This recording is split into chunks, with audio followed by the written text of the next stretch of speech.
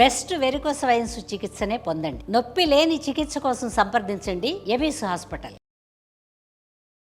Suman TV ప్రేక్షకులకు నమస్కారం. కార్తీక మాసం అంటేనే ప్రతిరోజు కూడా ఎంతో ప్రత్యేకమైన రోజు కదా అండి. అలాంటి కార్తీక మాసంలో నవంబర్ 4 మంగళవారం రోజున ఆ రోజు యొక్క ప్రత్యేకతను తెలియజేయడానికి మనతో పాటు ఉన్నారు ప్రముఖ జ్యోతిష్యులు బ్రహ్మశ్రీ నందిబట్ల శ్రీహరి శర్మ గారు. వారితో మాట్లాడదాం. గురుగారు నమస్కారం. గురుగారు వాగర్థావివ సంపృక్తౌ వాగర్థ ప్రతిపత్తయే జగతః పితరౌ వందే పార్వతీ పరమేశ్వరౌ ఆదిత్యాయ చ సోమాయ మంగళాయ బుధాయ చ గురు శుక్ర శనిభ్యశ్చ రాహవే కేతవే నమః. శృంగేరి జగద్గురు పీఠాధిపతులకి కంచి పీఠాధిపతులకి నమస్కారములు తెలియచేసుకుంటూ కార్యక్రమాన్ని ప్రారంభిద్దాం. గురుగారు, మరి కార్తీక మాసం అంటేనే ప్రతిరోజు కూడా చాలా బ్రహ్మాండమైన రోజులు గురుగారు. మళ్ళీ అలాంటి కార్తీక మాసంలో నవంబర్ 4 మంగళవారం రోజున ఎలాంటి ప్రత్యేకమైన రోజు, ఏం చేయాలి, ఆ రోజు యొక్క విశిష్టతను, పూజా విధానాలు, పరిహారాలు, ఏమైనా దానాలు చేయాలా, ఎలా ఉంటుంది ఆ రోజు? కార్తీక మాసంలో 4వ తారీఖు రోజున, నవంబర్ 4వ తారీఖు రోజున చతుర్దశి తిథి అమ్మ. ఇప్పుడు మనం చాలా సందర్భాల్లో చెప్పుకున్నాం, కార్తీక మాసము శివుడికి విష్ణువుకి ప్రీతికరమైనటువంటిది.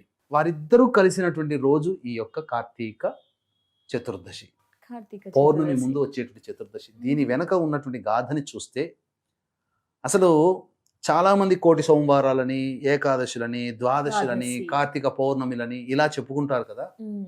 ఏ విధంగానైనా కానీ ప్రతిరోజు విడివిడిగా ఒక్కొక్క దేవుణ్ణి ఆరాధన చేయాలి. కానీ ఈ కార్తీక శుద్ధ చతుర్దశి రోజున విష్ణువుని పూజించిన శివుడి పూజించినట్టే, శివుడిని పూజించిన విష్ణువుని పూజించినట్టే, భేదమే లేదు. అంటే తెలిసి తెలియకుండానే వైష్ణవులు విష్ణువుని పూజిస్తారు చతుర్దశి రోజున, వాళ్ళకు తెలియకుండానే శివుని పూజిస్తున్నట్టు భావన. ఇది దేవతలకి సంబంధించి భావన అలాగే ఉంటుంది. శైవులు శివుడే గొప్పవాడు అనుకుంటారు, శివుణ్ణి పూజిస్తారు, కానీ విష్ణువుని కూడా పూజించిన ఫలితం. కాబట్టి శివకేశవులకి భేదము లేదు అని తెలియచేయడం కోసమే ఈ వైకుంఠ చతుర్దశి. దీని యొక్క వెనక ఉన్నటువంటి గాథని గనక తెలుసుకొని ఈ రోజున ఏ మానవుడైతే తన దైనందిన జీవితంలో తన శక్తి కొలది దేవతా ఆరాధన చేస్తారో అటువంటి వాళ్ళకి శివకేశవుల యొక్క అనుగ్రహం సంపూర్ణంగా కలిగి ఏకకాలంలో, ఇక మనము చెప్పాలి అని అంటే S-400 మిసైల్ వేస్తే ఇక తిరుగు లేకుండా వెళ్ళిపోయి లక్ష్యాన్ని ఛేదిస్తుందో, ఈ శివకేశవుల్ని ఆరాధన చేయడం వల్ల అసలు మనకు సమస్య అంటూ ఉండదు. దీనికి ఉన్నటువంటి వెనక గాథను కనుక చూసుకున్నట్లయితే మనకు యుగ యుగాల కంటే ముందుగానమ్మ మానస సరోవరంలో వెలిసినటువంటి సహస్ర దళములు కలిగినటువంటి తామర పుష్పాలని 1000 వరకు సంపాదిస్తారు విష్ణు భగవానుల వారు. సంపాదించి ఈ రోజు మనము కాశీ విశ్వేశ్వరుడని మనం పూజ చేస్తున్నాం కదా, కాశీ, ఆ రోజున అక్కడికి చేరుకుంటాడు. ఈశ్వరా నిన్ను అర్చించడం కోసం వస్తున్నానని చెప్పి అక్కడికి వస్తాడు. మొట్టమొదటి రోజున ఆ విష్ణువు అర్చించడానికి అనువుగా లింగ రూపంలో శివుడు వెలుస్తాడు. ఆ వెలిసిన విధానమే విశ్వేశ్వరుని యొక్క స్థాపన. ఈ రోజున కాశీలో విశ్వేశ్వరుణ్ణి స్థాపించిన దినంగా జరుపుకుంటారు. అంగరంగ వైభవంగా జరుగుతుంది. ఆ యొక్క విశ్వేశ్వరుడు లింగ రూపంలో ఉద్భవిస్తాడు. అదే జ్యోతిర్లింగమైంది. ఆ రోజున ఈశ్వరుని అర్చించడం కోసం తన దగ్గర ఉన్నటువంటి 1000 సహస్రదళ పద్మ కూడుకున్నటువంటి పుష్పాలని ఒక్కొక్క నామంతో అర్చిస్తూ ఉంటుంటాడు. ఆఖరికి ఆ యొక్క ఈశ్వరుడు విష్ణు యొక్క భక్తిని తెలుసుకోవడం కోసం పరీక్షింపదలిచి ఒక పుష్పాన్ని మాయం చేస్తాడు. 999 పుష్పాలు పూజలో వచ్చేసేస్తాయి. ఆఖరి పుష్పం కనబడట్లేదు. కలత చెందినటువంటి విష్ణు భగవానుల వారు, ఆయన కమలనాథుడు అని కదా పేరు, అంటే కన్నులనే కమలములుగా కలిగినటువంటి వ్యక్తి కాబట్టి తన కంటిని తీసి పుష్పముగా ఆ ఈశ్వరునికి అర్పిస్తాడు. అంతటి భక్తిని మెచ్చినటువంటి పరమేశ్వరుడు మళ్ళీ తిరిగి పునః దృష్టిని ప్రసారింపజేసి, విష్ణు నీ యొక్క భక్తి అనన్యమైనటువంటిది, ఈ రోజున నన్ను అర్చించిన కారణం చేత ఇది కాశీ విశ్వేశ్వరుని యొక్క స్థానముగా కీర్తింపబడుతుంది. అంతేకాకుండా సకల లోకానికి కూడాను స్థితికారకుడి అవుతావు అని చెప్పి వరాన్ని ప్రసాదించి, మనకందరికీ తెలిసిందే విష్ణువు యొక్క అస్త్రం ఏంటమ్మా? చక్రం, సుదర్శన చక్రం కదా. ఆ సుదర్శన చక్రాన్ని పరమేశ్వరుడు, అజేయమైనటువంటి సుదర్శన చక్రాన్ని ఈ యొక్క మణికర్ణికా ఘాట్లో ఈ వైకుంఠ చతుర్దశిగా పిలువబడుతున్నటువంటి పౌర్ణమి ముందు వచ్చే చతుర్దశి తిథి రోజున విష్ణు భగవానుల వారికి అందజేశాడు. సుదర్శన చక్రం వచ్చినటువంటి రోజు, అలాగే కాశీ విశ్వేశ్వరుడు జ్యోతిర్లింగ క్షేత్రముగా వెలిసిన రోజు ఈ వైకుంఠ చతుర్దశి. అందుకే అద్భుతమైన రోజు. అద్భుతమైన రోజు. అందుకే కాశీ క్షేత్రంలో ఈ రోజున శివకేశవుల్ని అద్భుతంగా కొలుస్తారు. అలంకారం చేసి ఆ కాశీ నగరమంతా కూడా అద్భుతంగా ఉండబోతుంది. అంతటి పరమ పావన క్షేత్రంలో ఈ రోజున. కాబట్టి వీక్షించేటువంటి ప్రేక్షకులు కూడా శివకేశవులని ఎలా ఆరాధన చేయాలి ఈ రోజున అనేటువంటి విషయాల్ని, ఎటువంటి ఆరాధన చేయాలి, ఏ దానము చేయాలి, ప్రత్యేకించి ఏ పుష్పాలతో ఈ ఇద్దరిని పూజించాలనే విషయం గురించి కూడా తెలుసుకుందామమ్మా. వీక్షించేటువంటి ప్రేక్షకులు కూడా నవంబర్ 5వ తారీఖు రోజున కార్తీక పౌర్ణమి, నవంబర్ 6 పద్మక యోగము కలిగినటువంటి రోజున, ఆ రోజున మీ జాతకరీత్యా కలుగు విద్య, వివాహ, ఉద్యోగ, దాంపత్య, అనారోగ్య సమస్యల నివారణకి, అలాగే శని మీనరాశిలో సంచారం చేస్తున్న కారణం చేత మేష, మిథున, కర్కాటక, సింహ, కన్య, వృశ్చిక, ధనుసు, కుంభ, మీన రాశిలో జన్మించిన వారికి శనిదోష నివారణ కోసం, మరియు అక్టోబర్, నవంబర్ నెలలో రవి, శుక్ర, బుధ, గురుగ్రహాలు మారుతున్నటువంటి కారణం చేత 12 రాశులలో జన్మించినటువంటి వారికి సమస్యలు, ఇబ్బందులు తప్పవు. గొప్ప పుణ్యాన్ని ప్రసాదించే మహిమాన్విత కాశీక్షేత్రంలో సర్వదోష నివారణ పూజలు, హోమాలు అనేటివి 6వ తారీఖు రోజున మధ్యాహ్నం 3 గంటలకి ప్రారంభమవుతాయి. ఈ కార్యక్రమంలో గోత్రనామాలు నమోదు చేసుకున్నటువంటి వాళ్ళకి శక్తిపాతము చేసినటువంటి కరుంగలి మాల మీకు ఇవ్వడం జరుగుతుంది.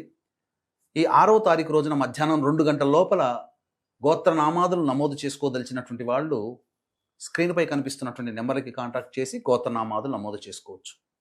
ఈ రోజున ప్రధానంగా చెప్పబడినటువంటి వైకుంఠ చతుర్దశి కదమ్మా. శివకేశవులు ఇద్దరూ కలిసి ఏకమైన రోజు ఈ రోజు. అందుకే కార్తీక మాసం ఇద్దరికీ సంబంధించింది అయ్యింది. కాబట్టి ఈ రోజున పొద్దున్నే లేచి కాలకృత్యాదులు తీర్చుకొని ఇంట్లో శివ పరివార చిత్రపటము, విష్ణు పరివార చిత్రపటము, ఈ రెండిటికి కూడాను పూలమాలలు అర్పించి ఇంట్లో ఆవునేతితో దీపారాధన చేసి చక్కగా తులసి చెట్టు దగ్గర శంఖు చక్రాలు బియ్యపిండితో వేసి, అలాగే స్వస్తిక ఓంకార గుర్తులు వేసి, మధ్యలో అష్టదళ పద్మం వేసి, వీటన్నిటికీ కూడా అంటే ముందుగా ఆ తులసి చెట్టు ప్రాంగణం అంతా ఆవు పేడతో శుద్ధి అలకాలి. ఆ పైన శంకు చక్రాలు, స్వస్తిక్ ఓం గుర్తులు, అష్టదళ పద్మము వేసి వీటన్నిటినీ కూడాను గంధ పుష్పము, అక్షతలతో అర్చించాలి. అర్చించి అష్టదళ మధ్యలో దీపారాధన, బియ్య పిండితో కానీ గోధుమ పిండితో కానీ చేసినటువంటి దీపారాధన చేసి, మధ్యలో మన చేతితో తయారు చేసినటువంటి 3 ఒత్తులని వేసి, ఆవు నెయ్యి వేసి లేదా నువ్వుల నూనె వేసి వెలిగించి విష్ణు సహస్రనామ పారాయణం ఒకసారి, శివ సహస్రనామ పారాయణం ఒకసారి మనం పారాయణ చేయాలి. నైవేద్యంగా ఆవు పాలు, 2 అరటిపండ్లు, దానిమ్మ పండు, జామకాయ నైవేద్యంగా పెట్టవచ్చు.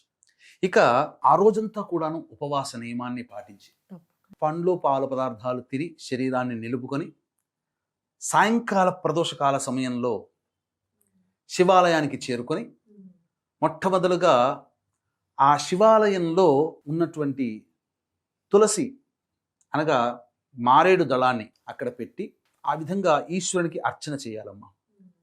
చేసి ఆ మారేడు దళాన్ని తీసుకొని వెళ్ళి విష్ణు ఆలయానికి చేరుకొని అక్కడ తులసి మాల పెట్టాలి.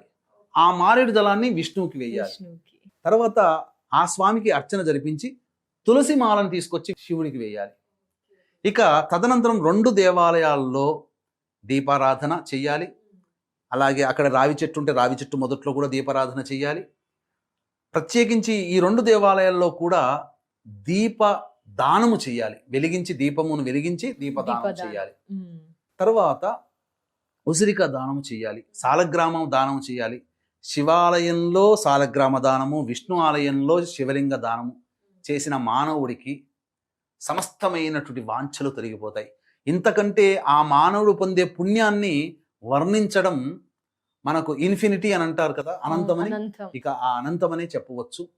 ఈ రోజున ఎవరైతే ఏ దేవాలయంలో, విష్ణు ఆలయంలో, శివాలయంలోనకైనా కానీ మార్కండేయ పురాణాన్ని గనక దానం చేసినట్లయితే యాగాలలో మహోత్కృష్టమైనటువంటి పౌండరీక యాగాన్ని చేస్తే ఎంత పుణ్య ఫలితం వస్తుందో ఆ పుణ్య ఫలితం మనకు వస్తుంది.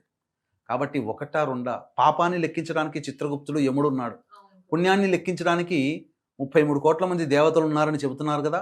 ఆ కార్తీక మాసంలో వైకుంఠ చతుర్దశి రోజున ఈ చెప్పిన విధానంగా ఎవరైతే ఆచరణ చేస్తారో అటువంటి వారి పుణ్యాన్ని లెక్కించడానికి ఆ 33 కోట్ల మంది దేవతల తరము కూడా కాదు అని మనకు కార్తీక పురాణంలో చెప్పబడింది. కాబట్టి ఇట్టి వైకుంఠ చతుర్దశి రోజున ప్రధానంగా చేయాల్సినటువంటిది ఏంటనంటే తిరదానం చేయాలి. నువ్వులు, నల్ల నువ్వులు దానము ఉదయం పూటనైనా లేదా ప్రదోషకాల సమయంలోనైనా, ఉపవాసం ఉంటారు కాబట్టి ప్రదోషకాల సమయంలోనైనా కానీ బ్రాహ్మణుడికి, ఉపవాసం ఉన్న బ్రాహ్మణుడికి, తాను ఉపవాసం ఉన్నటువంటి బ్రాహ్మణుడికి దానము చేస్తే ఇక అసలు పితృలోకం అంతా, అంటే మన పితృదేవతలు సంతోషిస్తేనే మనకు ఎంతో పుణ్యం కలుగుతుంది. అటువంటిది మానవులుగా జీవించినటువంటి వాళ్ళకి ఈ యొక్క భూమి, దేవతలకి స్వర్గలోకము, రాక్షసులకి పాతాళ లోకము, నాగదేవతలకి నాగలోకం, ఇలా ఒక్కొక్క విధానంగా లోకం ఉన్నట్టుగా పితృదేవతలు మరణించిన వాళ్ళందరూ పితృదేవతలే. ఈ భూమి మీద మరణించిన వాళ్ళందరికీ పితృలోకం ఉంటుంది. ఆ పితృలోకమంతా కూడా సంతోషపడుతుందట ఈ యొక్క వైకుంఠ చతుర్దశి అయినటువంటి నవంబర్ 4వ తారీఖు రోజున నల్ల నువ్వులు దానం చేసినటువంటి మానవుడికి. కాబట్టి ఇంతటి మహిమ కలిగినటువంటి వైకుంఠ చతుర్దశిని ఎవ్వరూ కూడా మిస్ చేసుకోకండి. మీకు తెలిసిన 100 మందికి చెప్పండి. ఆ 100 మందిలో 10 మంది ఈ యొక్క వ్రతాన్ని ఆచరించినటువంటి కారణం వల్ల వాళ్ళు పొందిన పుణ్యంలో భగవంతుడు మీకు కొంత పుణ్యాన్ని ప్రసాదిస్తాడు. అంతేకాకుండా ఈ యొక్క సంబంధించినటువంటి మహామహిమాన్విత కాశీక్షేత్రంలో పద్మక యోగం కలిగినటువంటి నవంబర్ 6వ తారీఖు రోజున సర్వదోష నివారణ పూజలు, హోమాలు అనేటువంటివి జరిపించడం జరుగుతుంది. అవకాశం ఉన్నవాళ్ళు కార్యక్రమం కాంటాక్ట్ చేసి 6వ తారీఖు మధ్యాహ్నం 2 గంటల లోపల మీ గోత్రనామాదులు నమోదు చేసుకోవచ్చు. శక్తిపాతం చేసినటువంటి కరుంగలి మాల మీకు ఇవ్వడం జరుగుతుంది. ధన్యవాదాలు గురుగారు. వైకుంఠ చతుర్దశి గురించి చాలా క్లుప్తంగా చక్కగా వివరించారు గురుగారు. ధన్యవాదాలు. సర్వం శ్రీ ఉమామహేశ్వర పర బ్రహ్మార్పణమస్తు.